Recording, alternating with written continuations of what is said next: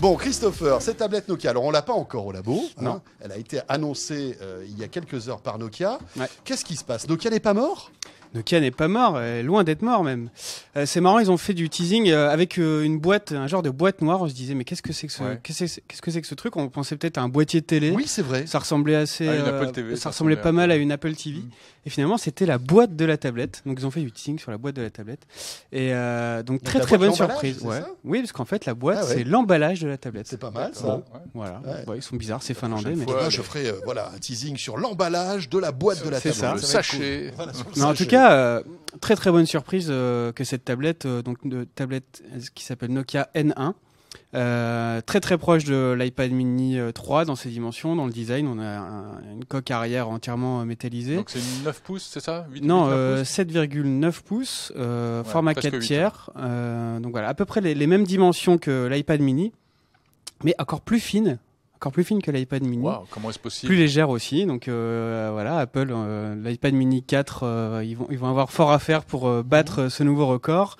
Alors que dire de plus, c'est une tablette sous Android, ce qui est quand même totalement incroyable. Qu'est-ce que c'est que cette histoire chez Nokia. Attention, c'est Nokia et non pas Nokia Microsoft. On rappelle que Microsoft a racheté uniquement la division mobile de Nokia. Ça inclut les brevets, les technos, et aussi évidemment tout le personnel de Nokia qui était dans cette division mobile. Mais rien n'empêche aujourd'hui Nokia de sortir d'autres appareils sous sa marque avec d'autres systèmes d'exploitation et d'autres produits que des smartphones. Ouais, c'est intéressant. Exemple, cette tablette, elle est fabriquée par Qualcomm de A à Z. Elle était conçue en termes de design par Nokia, mais c'est Qualcomm, pas Qualcomm, n'importe quoi, Foxconn. Ah oui. C'est très proche, n'importe quoi. Foxconn, c'est qui est une usine Voilà, qui fabrique Foxconn, entre Grand autres faiseur chinois. les Voilà, iPhones, qui entre fabrique autres. beaucoup d'appareils pour Apple. Donc c'est Foxconn qui est véritablement derrière cette tablette et ils ont utilisé Nokia comme une marque, une licence de marque. Hein. Donc c'est pas véritablement Nokia qui l'a créé, c'est ça? ils ont travaillé dans le développement, dans la conception, mais plutôt en termes de design, mais toute la partie technique, parce qu'il y a beaucoup moins d'ingénieurs aujourd'hui chez Nokia qu'il y en avait à l'époque où ils étaient presque flamboyants, on va dire. 40-50 000. Donc Foxconn s'est chargé de tout le développement technique, Nokia plus de la partie design et aussi marketing. Toute la campagne de teasing évidemment est opérée depuis le siège de Nokia en Finlande. Mais voilà, Nokia n'est pas mort et Nokia va ressortir des appareils, à mon avis, assez surprenants.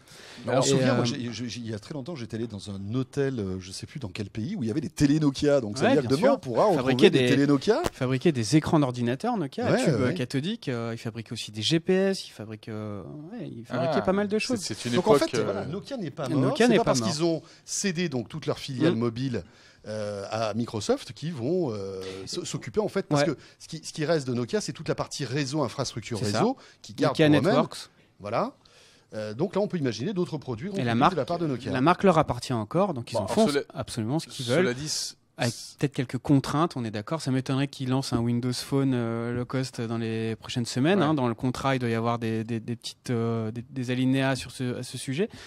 Mais Nokia n'est pas mort. En tout cas, c'est un bon pari s'ils prêtent leur marque sur des produits qui sont aussi bien finis, en tout cas sur le papier. C'est assez prometteur. mais ça va être quand même difficile de se démarquer parce que c'est une tablette Android de plus. Hein.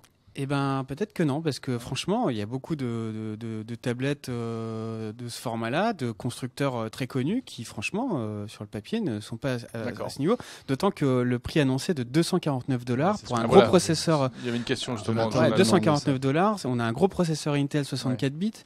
Voilà, Lollipop 5, vraiment une machine vraiment sympa, quoi. Bon, on attend de voir. Avec un bel écran. On la reçoit quand? On est beau. À partir de février, apparemment. Ah oui, c'est pas tout de suite. Oui, d'accord. Donc on pourra réveillonner sur la tablette Nokia. Mais en tout cas, nous, on a hâte de la recevoir pour voir ce qu'elle a dans le ventre.